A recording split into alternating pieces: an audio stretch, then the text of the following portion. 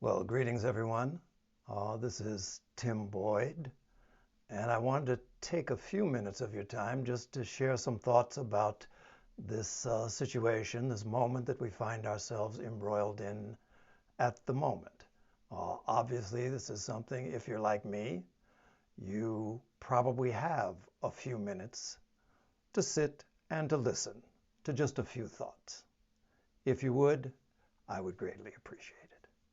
Obviously, many of you may know me, but for those of you who do not, my name is Tim Boyd, and I have a title, the International President of the Theosophical Society. The Theosophical Society is active in 70 countries around the world, but that's not what this video is about. Actually, that is relatively unimportant, because the COVID-19 virus is active in far more countries than that. So I'd just like to say a few things about it. This is not an organizational message. This is a human message. And skipping any sort of terminology, let's just talk about the things that are meaningful to us now. Obviously, around the world, people found themselves faced with a very difficult and, in many ways, unnatural situation. Social distancing is a word that has come into the vocabulary in recent days, and it's something that for many of us is a new and opposite tendency to what is normal for us.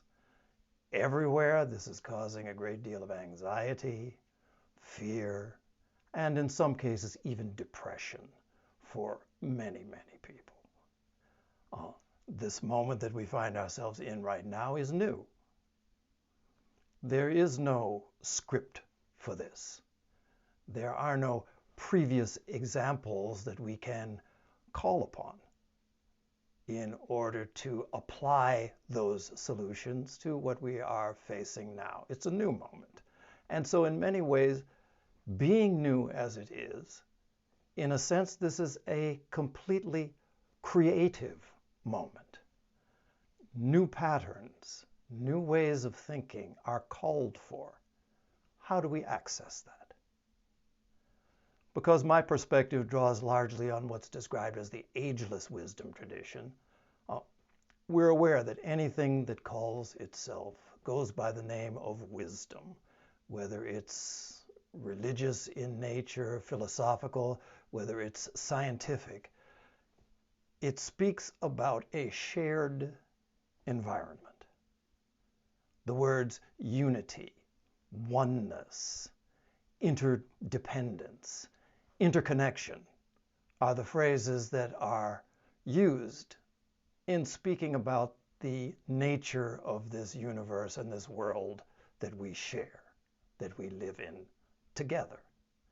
These are the phrases.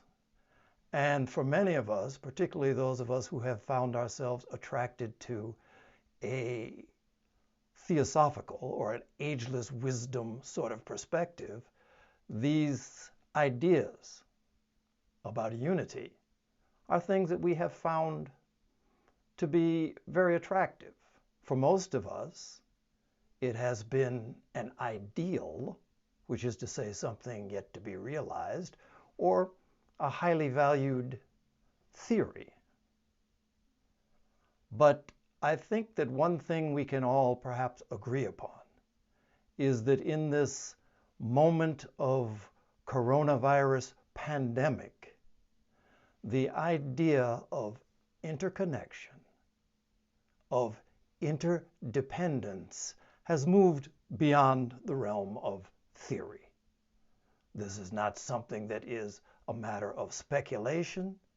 Now it's a demonstrated fact. Someone sneezes in China and the stock markets crash in New York. Someone hugs a friend in Italy, and 40 million people in California are confined to their homes, to their residence. A businessman shakes a partner's hand in Singapore, and people find themselves dying around the world. Right now, it becomes unarguably clear that we are linked to one another. We are all in this world together. So we share the same air, we share the same water, the same illnesses, the same cures. For those of us who look at the matter perhaps a little bit more deeply, and this is a time for looking more deeply, we can see that not only do we share these same common physical environments, but we share an environment of emotions. We share an environment of thought. And all of us are continually active and participating in adding to this stream. So more than anything else, this is a moment where the need is clear. And obviously there are certain things that we must do in terms of the medical and the social advice. Those things you have heard over and over again. Do those. But beyond that, there is a deeper need linked to all of the others, and that's the need for self-awareness. Our contribution to this shared stream of thought and of emotion can either help to purify the stream or pollute the stream that we all draw from, that we all live in. This is a moment, the enormity of it for many can feel paralyzing. The common thought is, with the world in turmoil, what is it that little me can do? How can I influence this when I'm so small? This is really the place where we find our deepest creativity. Because the fact of the matter is that this field that we find ourselves in, this moment, is one where a great deal of freedom and a great deal of influence is possible to us. Because in the end, when we boil it all the way down, each one of us has the final say in terms of the thoughts we will think and the emotions we will allow ourselves to magnify and to harbor, if we choose to exercise that. One thing to keep in mind, this moment, like every other moment, will pass. This coronavirus moment is here with us now. It is making its strong impression, but it will pass. All moments do. And then we will find ourselves on the other side of this virus. As we approach that moment, there will be a very different world that we will be entering into. A different world is awaiting us on the other side of this. So there are two questions it would be well to ask ourselves. One, what is the nature of the world in which we want to live? What does that world look like? What is it like? What are its features? How do we act toward one another? What's the nature of that world? The second question, who do I want to be on the other side of this moment of viral pandemic. And again, these are things we need to think through for ourselves and to make conscious choices. Choices that become habits, habits that become unrecognized in their activity, and that have continuing influence. So how do we go about that? What can we do in this moment? It's important to acknowledge for ourselves that although there are countless theories related to our inner life and a sense of peace, countless theories related to approaches to this virus, we are really not living in a theoretical moment. Right now, for many of us, we have spent years, lifetime, steeping ourselves in this practice of self-awareness, this practice of the cultivation, the realization of deepening states of peace. So these are things that at this time we need to have steeped ourselves in the theory, but the nature of theory is that it is something that requires testing. This is a moment to apply, to test the various theories. And it doesn't require a great deal of elaborate complexity. All I'm going to talk about is some very simple things. Very simple. What do we do? I think particularly when we feel ourselves perhaps in some sense powerless in the face of a situation, one thing that always seems to help is to find something that we can do for someone else. It's remarkable, the uplifting power of doing something unasked for someone else. Whether it's the phone call. I mean, many of us are not that great on the phone. We don't do it that much. Particularly nowadays, texting has become the new talking. But now, I guarantee you call someone confined to home because of some government order, that'll be a welcome call. So call someone, write a letter, connect. In a moment of social distancing, we have to maintain social closeness. And we can't do it physically at the moment, so we find other ways.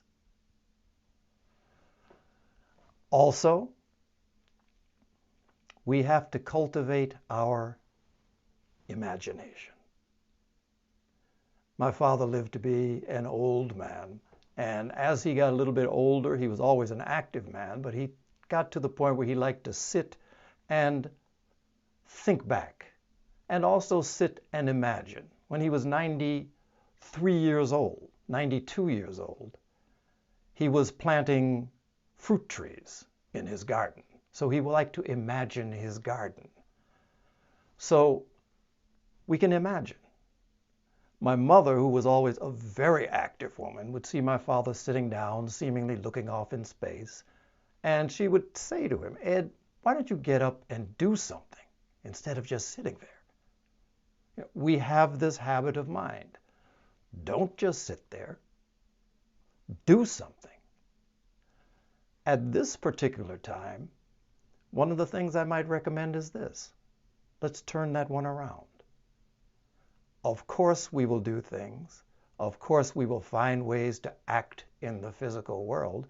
But at the same time, allow yourself this moment and don't just do something. Sit there. Sit and imagine a world suitable to the sort of growth and peace that we all desire for ourselves, for our friends, for our families, for our nations. Expand it if you can. You've got time now. Try it. Imagine. Imagine yourself acting in those ways that you think you aspire to.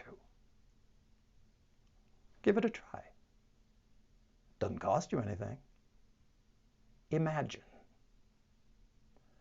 Because action follows from thought. It's also probably true that most of you have that book on the shelf that you have been promising yourself. Maybe it's even been a New Year's resolution that you'll read it. Read it. If it's something that's a little deeper than you think you can grasp, read it, turn the pages. You don't have to get it all. Read it. Learn something new. You have the chance now. Study something. Anyone who has access to the internet, if you want to learn a new language, if you want to learn to play an instrument, if you want to learn a new recipe, it's there for you. And the only reason you're not doing it is because you're not making that choice. Basic sort of thing to the physical body is a requirement. Take care of it. Allow yourself to get the necessary rest. Definitely do some form of exercise, even if it's only walking up and down your apartment. Share something. Teach something to someone else. Every one of us has something to give that's unique. You have a story. You have an understanding. You have a book that you've read. You've had a memory of some sort of scripture, a movie. Offer it to others.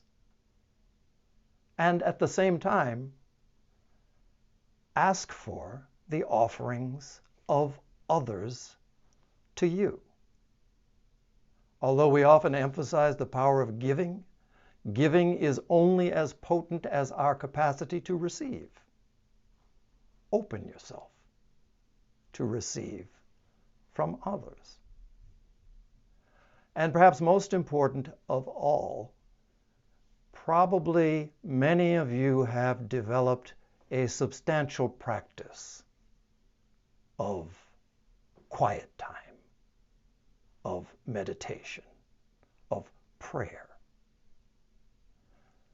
In these moments, you really do want to make sure that you adhere to that. If you haven't established such a practice, start now. And it's as simple as breathing,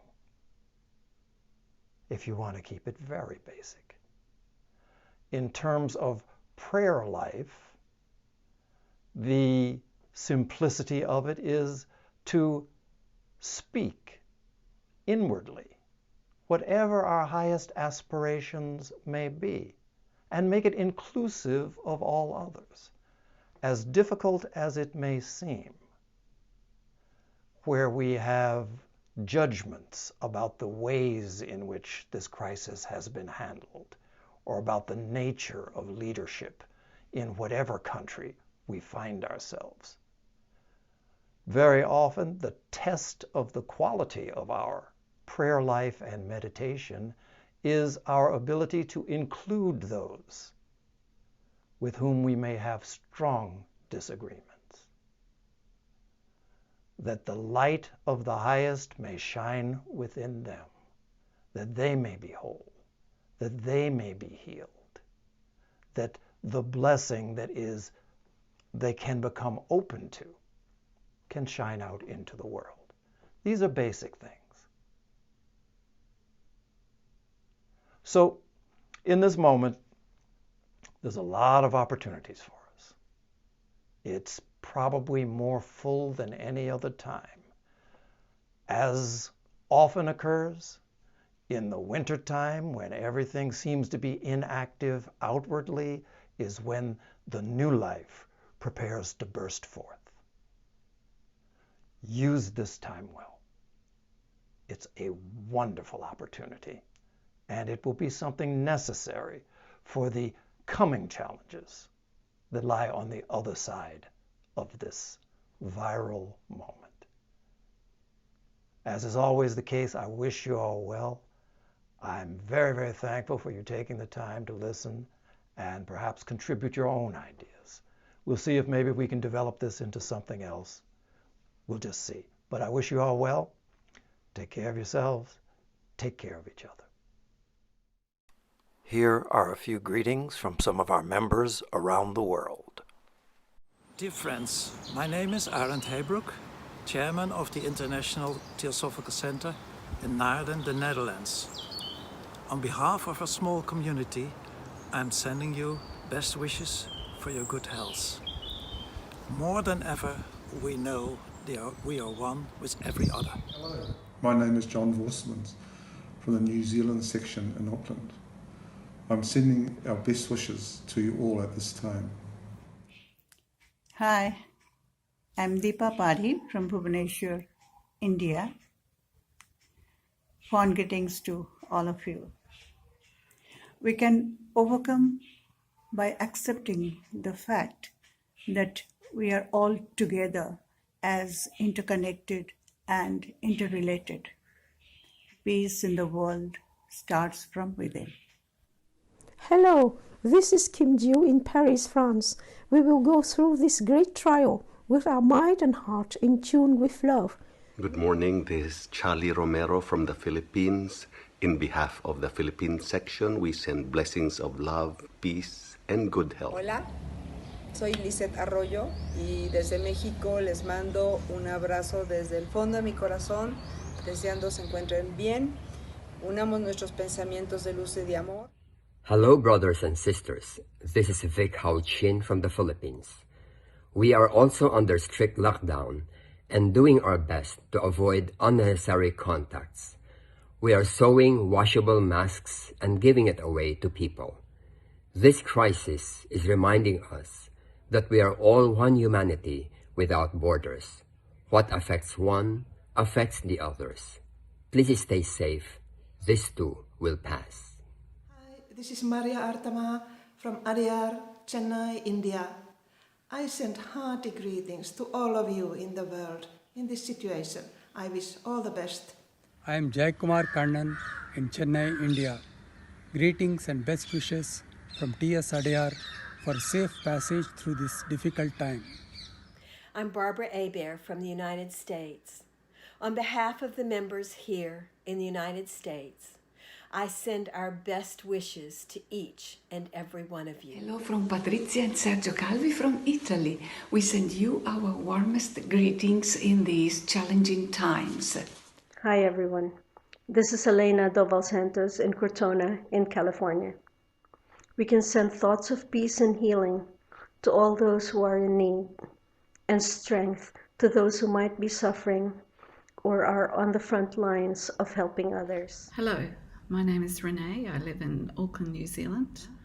Be strong, be kind, and unite against COVID-19. I send my heartfelt love and best wishes to my sisters and my brothers all over the world. Hello, this is Lily Chong in Singapore.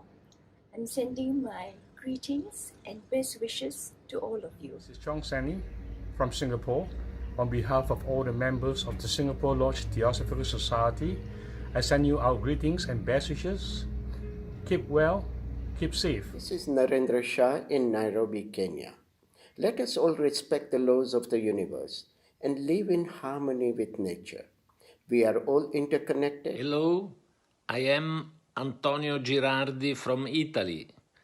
I send you all my best wishes. Hello! Hello! My name is Erika Georgiadis, and this is my daughter Elena. We are in Athens, Greece, where we are staying home for the last 2-3 weeks.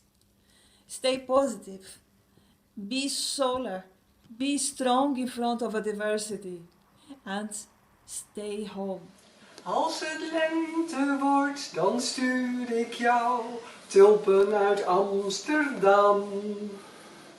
Hello friends, this is Els Reineker from the Netherlands. Let's keep our spirits high these days. Hi, this is Jan Nicolaas Kind calling in from Brasilia, Brazil. My warmest wishes and love for all those who live in our global village. Let's reflect, let's rethink, and let's never lose hope. Torra from Spain. Greetings and best wishes for all of you. Hi, I'm Marcos from Brasilia, and I send my greetings to you all. We know that karma sometimes looks hard, but is always beneficial in terms of awakening of consciousness. Let's hope that with this crisis, a new era begins with solidarity, compassion, and comprehension. Hi, I'm Helena in Brazil, and I'm sending my best wishes to you all, and this is Lara.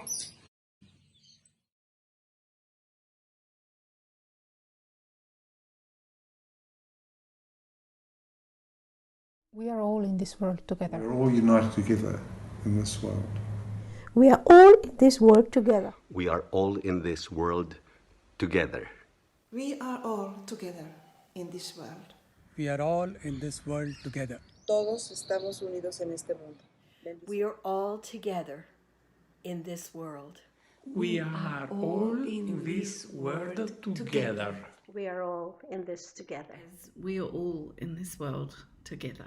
And are in this world together. We are all in this world together. We are all together in this. We are all together in this world. We are all in this world together. We're all in this together.